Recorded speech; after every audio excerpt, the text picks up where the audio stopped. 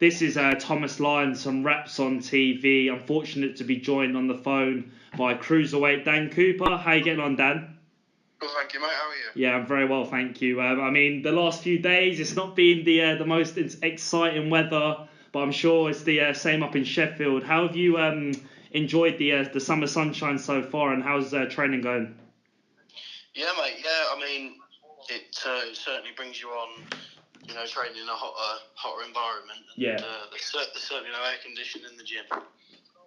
Making sure that the weight's coming down nice and smoothly, and I suppose when you're surrounded with top level elite fighters, the likes of Kell Brook, Billy Joe Saunders, Kid Galahad. I mean, there's so many to name, but being amongst that mix, I mean, how important is it to have the intensity of training to obviously get down to the weight? I mean, for you, obviously being having a massive stature, to be able to get down to cruiserweight, it must be quite a depleting process for any professional boxer. But how do you find the sort of the coping mechanisms with the weather and obviously the training inside the gym?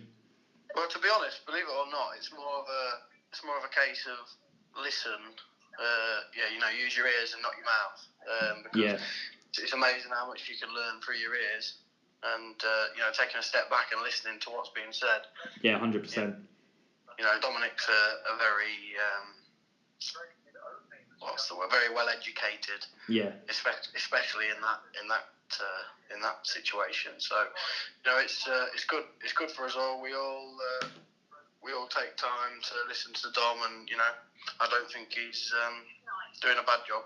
No, definitely not. And I mean, just before I go on to talk about the cruiserweight landscape, particularly in Britain at the moment, I just wanted to touch on obviously the passing away of Brendan Ingle. I mean, touch wood, and like God bless Brendan, obviously living such a boxing dedicated life, and I mean he's left a massive legacy behind in the Ingle setup. So has it been, obviously it's been a hard time for Dominic, losing his father, but I mean that sort of reciprocated to the rest of the community really, when obviously Brendan's pumped so much time and investment into the community and ensuring that boxers of all abilities and all levels are given equal time. I mean, how much of a dampener has it been on the mood in the gym as of the last few months? Well, I think obviously it's never ever good for anything to happen like that, and hats off to Dominic, because I lost my dad back in 2015. Oh, I'm sorry to hear that, mate. 3 days before my first pro fight, and Dom really is Dom's kind of. It's more business got to continue. Do you know what I'm saying? Yeah, 100%, man. He's you got to take hats off to him, because he's made sure that the gym has stayed in full flow. It's flying at the minute. Yeah, and I mean, just as much as I take my hats off to Dom, obviously he's kept his professionalism, and I mean he's always investing his time into the fighters and making sure that they're fully prepared for massive fights. But I also take my hat off to you. Obviously, you've just told me there. Losing your dad in your third professional fight. I mean, condolences to you and all the family. But I mean, utmost respect for you to obviously go through such a hard time. I mean, in terms of the outside picture, we all go through hard times. But how important is it, obviously, knowing that your destiny can be written within a few, major fights, obviously getting major titles? How important is it to keep sort of composed and dedicated to boxing when such travesties happen? I mean, outside of the gym. 100%. It's the most important thing is keeping focused. There is some times where you maybe do start to lose focus, but you talk to lads in the gym, just from the mouth to the ears. It's Atish Shafiq he's a big believer in picking people up, and I tell you what, he can pick any man up in minutes. Yeah. He really does do the job, and you just talk to someone in a positive way, really kind of lights a fire inside, doesn't it? As soon as that fire's gone out, you talk to someone that has got a positive mindset on in life in general. Yeah, 100%. That gets you going again. Yeah, no, 100%. I think you've definitely hit the nail on the head there. I mean, in terms of, I don't think, particularly since I've been involved in the media in boxing, I mean, it's only been about over a year now, but I don't think I've met such a tightly knit boxing gym as I have with the Ingles gym. I mean, I've only sort of got in contact with sort of the main guys. I mean, like you mentioned there, Teef Shafiq. I did an interview with him last week, the week before, Liam Williams. So I mean, you guys seem to be giving me a lot of love lately, and I can only just give you back as much time as I can possible. For you guys, doing what you're doing in the gym. I mean, the energy and the sort of the vibes within the gym is outstanding from a professional standpoint, but also to have that sort of downtime with the guys, to be able to talk about things and, give each other advice. I mean, it's a testament to the Brendan Ingle sort of ethos of boxing. So yeah, take my hats off to you lot. Yeah, thanks. I mean, it is as it is, to be honest. You don't, you get what you see, and that's the real side of them. There is no in between, So yeah. People that give you time, every single person in that gym will give you time, from Kel to Dom to anybody in there. Yeah. You know what I'm saying? Yeah, 100%. It's the way it's got to be. Otherwise, nothing's going to work, is it? Well, that's it. And I mean, like, in terms of, we've had it like lately in terms of the media's relationship with a lot of boxers. I mean, we've had O'Hara Davis sort of give his perspective on the mainstream media, and I think it's sort of important from, particularly from my point of view, and other sort of freelance writers who are doing it out of their passion for the sport, trying to make make their way through the levels like you lot are doing in terms of your boxing careers. It's important to give time to people that are going to give you the same sort of time back. And I think if you can gauge like a relationship with boxers, it makes your life a lot more easier when you're trying to arrange interviews and stuff. So it's definitely a good thing. Yeah, 100%. And Dan, just talking about the cruiserweight scene at the moment. I mean, it's thriving to be a cruiserweight. I'm sure you're feeling that buzz. But you're 7-0 now. Correct me if I'm wrong. 7-0. Yes, mate. Yeah. 7-0. So I've done my research, luckily. But 7-0. Obviously making waves in the cruiserweight division. Hopefully now you'll get target major titles within the next sort of 12 to 18 months. But just touching on one fight that's been announced for the AJ Povetkin card is Lawrence Okolie challenging Matty Askin for the British title. What's your breakdown of that fight, Dan? Who do you see winning that fight? Who do I see winning that fight? I see Lawrence Okolie winning that fight. Okay. Purely for the reasons that, he's tall, rangy, awkward. Yeah. Matty Askin, Lawrence, even though he's tall, rangy and awkward, he can still move in and out if he needs to. Yeah. And Matty Askin seems to be like kind of plumped on his feet. Obviously it's his way of fighting, and he's obviously it's shown very positive for him. He's got where he is. He's an incredible fighter, got some tremendous power. But I do favour Okolie to win it. I think obviously Matty Askin lands a punch to stagger Okolie, then I think maybe he could start to take him into pieces. But I just can't see him getting past them 10-foot arms. Yeah, no, 100%. Do you think that rangefinder that Okolie sort of has superior to other cruiserweights? I mean, he sort of dictated that in the Chamberlain fight back in February. I mean, just having the sort of sheer size advantage over these guys. Do you think that stands him in good stead in terms of being able to sort of cope with any sort of style or any opponent? Yeah, I think so. Yeah, I mean, I think that the leverage of his punches as well. His jab's got to travel, sort of. Yeah. It's travelling nearly a foot before it hits you, so it's gonna really take the stride off someone when they're trying to work out how to get up to him. Yeah. I think it'd take an Ingle fighter to beat him. Nah, that's good. That's good attitude to have. I mean, I'm sure you want to be among that mix. I mean, obviously, when the time's right, Dom and the rest of your team will obviously have a plan set out for the next sort of 12, 18 months to 2 years. But yeah, definitely. But yeah, I mean, in terms of, that fight, obviously comparing the past opponents of Okolie, obviously being from the GB setup, he's obviously had the spotlight on him since he's turned professional and having the platform with Sky Sports. But from a boxing fan's perspective, Dan, were you a bit disappointed in Luke Watkins's performance against Okolie last time out? I was, yeah, but at the same, from a fighter's point, I think because if you're listening to a couple of the interviews, yeah, he states that Okolie hasn't got it what it takes. His words were, "I've seen you haven't got what it takes." And I just think that he thought he'd beat him before he'd even been in the ring. Yeah, do you think that's the sort of like with boxers nowadays when they say like he hasn't got what it takes to beat you? Do you think that's in a way trying to sort of know that you kind of self-doubt yourself, that you're trying to try and get into someone else's head, that you know you're not 100% confident that you can actually beat who's standing across from you in the ring? Yeah, that's exactly what I think. And you know, I think if he'd just kept quiet, because he didn't look, you know, quite as fit as he did when he fought Robin Dupree for the Commonwealth. You know, he looked fit. He had his jab flowing. You know, his punch variation was there. The speed was there. He just didn't look as fit as when he was fighting Okolie. I don't know, you know, whether he did underestimate him.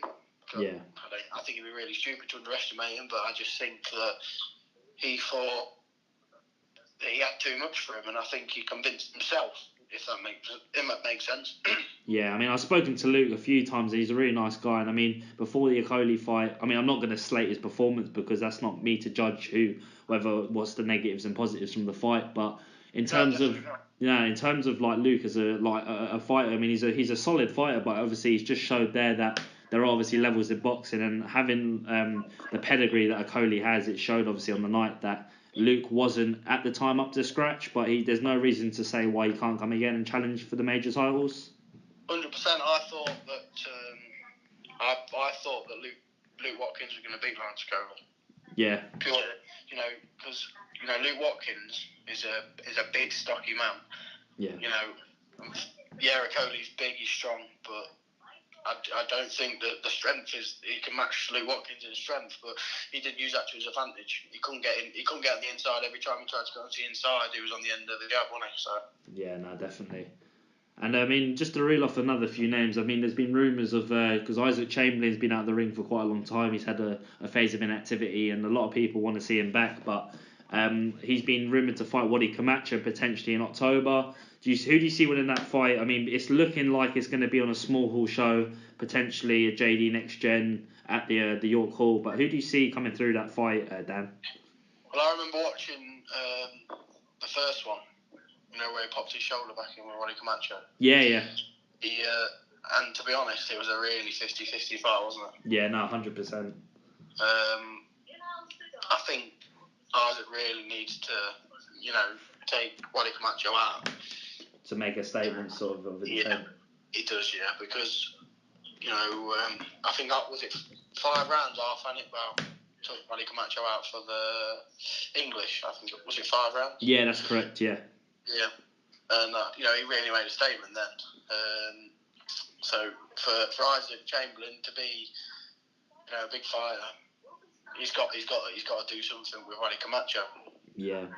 And I mean, you just mentioned there about Iqbal obviously being the English Cruiserweight champion. I mean, it's kind of hard in a sense to always bet on the Cruiserweight fights being, you know, barnstormers, because I mean, Vallely versus Iqbal last time out wasn't the best fights. It wasn't the most appealing to the eye, but in terms of obviously, I mean, a lot can come down to the major platforms. I mean, Luke Watkins, Lawrence Okolie was on a massive platform, but in terms of being in such a tightly knit venue such as York Hall, I mean, it's not as much of a massive stage as it is, say, fighting at the O2 Arena or Wembley Arena or a stadium fight. So, do you see that sort of playing a factor in fights like this, Dan?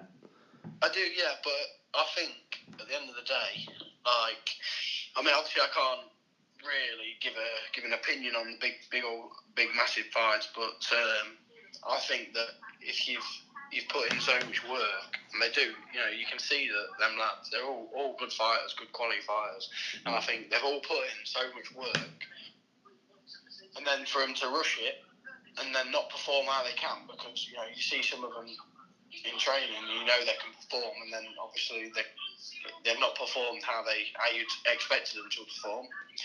You know, I think it's just a bit, not a waste, but, you know, it's a bit of a letdown. Yeah. Considering you know what they can do.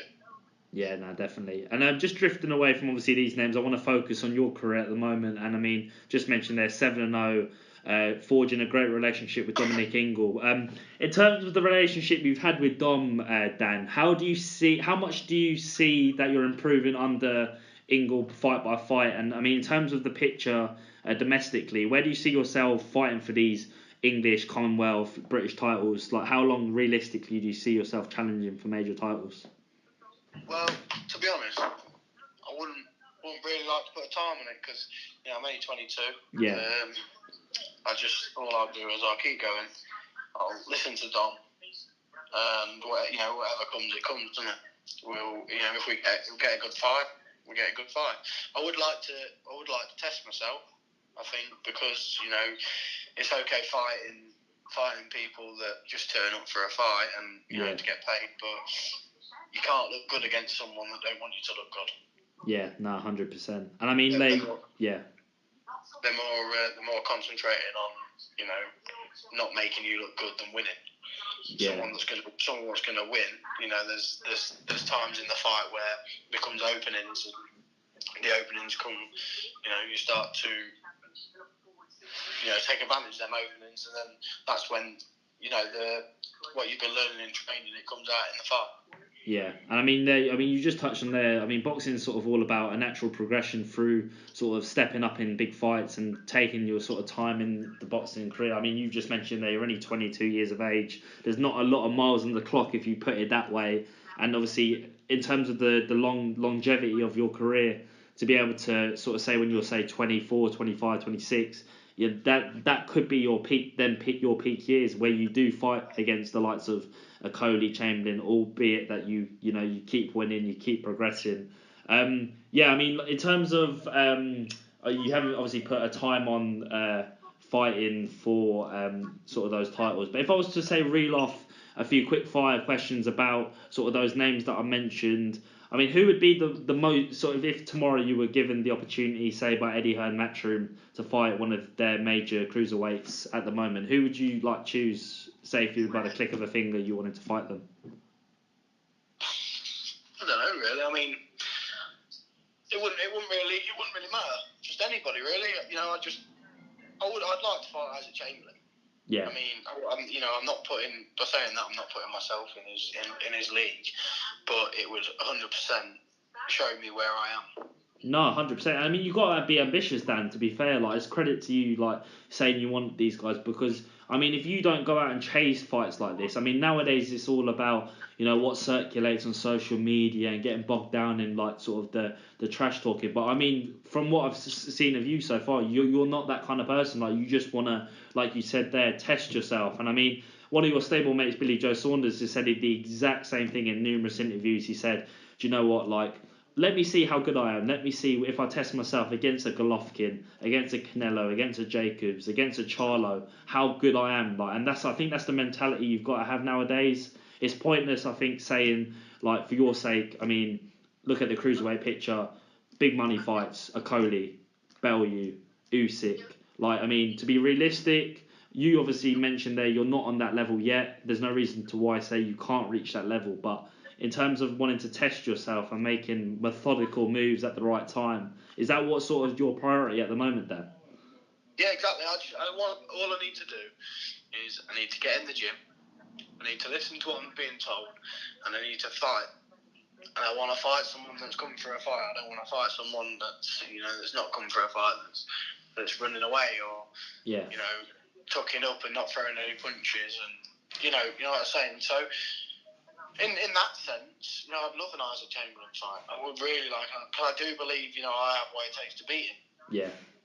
Obviously, when you start talking about stepping up in them fights, does it affect your performance because you've got more on the line? Then yeah, it probably does. And obviously, I'm yet to hit that barrier, so I wouldn't be able to comment. But 100% that I'd give it 150%, and I would make sure that I'd leave it in the ring.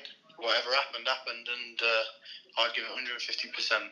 Yeah, and just one more thing before I sort of wrap this up and let you go for your dinner. I don't want to take too much more of your time, but Bellew Usyk's been portrayed in the media as a sort of a close to done deal. Obviously, how impressed were you with the whole World Boxing Super Series format, and obviously with Usyk prevailing from that tournament as the winner of the Muhammad Ali Trophy? I mean, in terms of the concept, in terms of the level and caliber of fighters in the tournament, how pleased were you to see the cruiserweight division given that spotlight? Yeah, I mean, I thought it was a real good, show. The show that was produced, the way they did it, the LYONS who come in, Yeah. The time in between the fights. I thought it was good. In my personal opinion, I thought it was really good.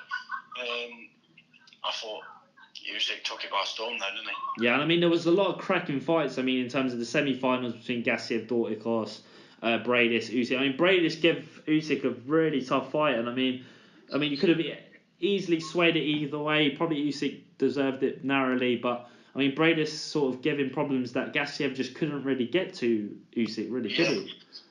That Marius Bradis, he fought Simon Villali. Yeah. The one that Arthur Nickman fought. He fought him a couple of years ago, I think it was. And, at that point, the difference in the fights between him and Usyk and him and Villali, were ridiculous. You wouldn't even think of putting him where he was. So I think he did a cracking job on sticking on him, and he nearly come out with his head held high. Yeah, definitely. And Bellew Usyk, Dan, who wins? Usyk for me. Okay.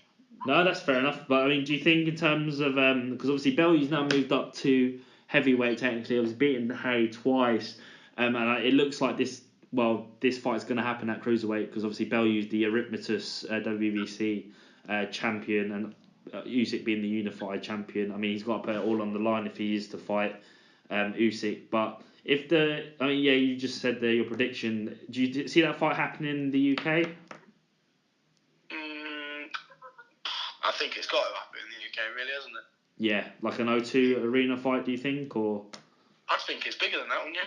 Yeah, but do you think stadium fight, or do you think a little bit sort of less? Because obviously Usyk's like, if you kind of if you're in Sheffield now and you go out and you ask 100 people, have you ever heard of Usyk? I mean, realistically, how many out of the 100 do you think will say, yeah, I've heard of Usyk, in terms of comparing that to, say, the likes of like Bellew, Joshua, like in terms of that sort of picture?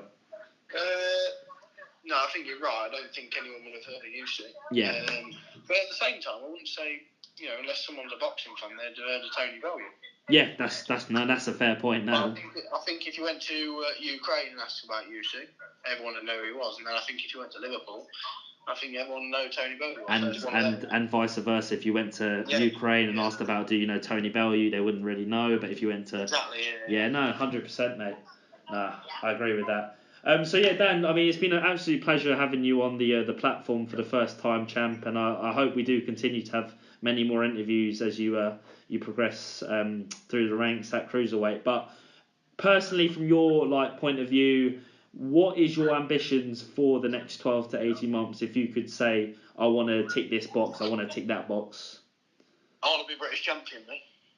Okay, great. Now that's great confidence. I like that because I like to see boxers show ambition and show that they are ready and game for stepping up the levels. But I mean, it's been great to have you on the channel. And I mean, just before I do wrap up on Raps on TV, a few of your stablemates, I mean, making waves at the moment. Saunders Andrade's fighting in October in Boston.